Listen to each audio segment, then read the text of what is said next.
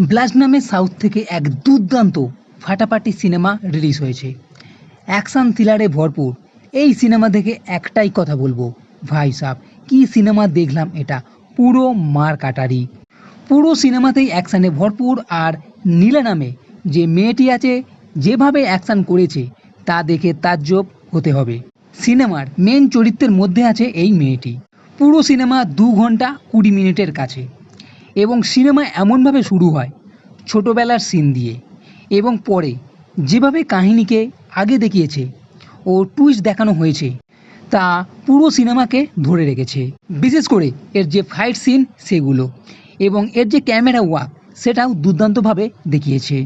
এর কোনো জায়গায় কিন্তু বোরিং সিন নেই, পুরো সিনেমাই ফাস্ট আছে।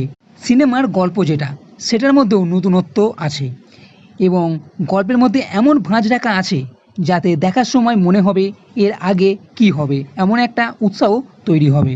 সিনেমার মধ্যে 2টো গল্প আছে বা ঘটনা আছে বলতে পারেন, যেটা একে অপরের সঙ্গে যুক্ত হবে।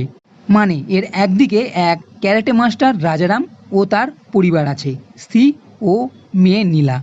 রাজারাম তার মেয়ে নীলাকে এমনভাবে তৈরি করেছে এবং ক্যারেটেও শেখায় যাতে নীলা অন্য কাউকে সাহায্য করে, অন্যায় দেখলে মানে অসহায় যাদের তাদেরকে সাহায্য করবে। আর অন্যদিকে আছে ল্যান্ড মাফিয়া, যারা জমি দখল করে মানুষকে মেরে ফেলে। কিছু রাজনৈতিক নেতাও এদের হয়ে কাজ করছে। এদের মধ্যে কিছু গুন্ডাও আছে যারা এদের হয়ে কাজ করছে, আর এদের মধ্যে একজন হলো আব্রাহাম। এইবার এই গুন্ডা দলের সঙ্গে কিভাবে এই নীলা ও তার পরিবারের সঙ্গে টক্কর হবে, এরা আবার এই পরিবারকে মারতেও চাইছে, তো নীলার পরিবার কিভাবে এসবে সামাল দেবে। এর আগে কি হবে এক জবরদস্ত সিনেমা, আপনি দেখে ফেলুন। সিনেমার ফার্স্ট হাফ তো ভালোই, এর সঙ্গে এর সেকেন্ড হাফটাও আরও বেশি ভালো মনে হবে। এই পরিবারের সঙ্গে গুন্ডাদের যে ফাইট সিন সেটা তো ভীষণ দুর্দান্ত, আর আপনি এইসব দেখে মজা পেয়ে যাবেন। তবে সিনেমাতে কমেডি ভাব তেমন নেই। এর সঙ্গে সেকেন্ড হাফে এমন বেশ কিছু টুইস্ট আছে যা তাজ্জব করে দেবে।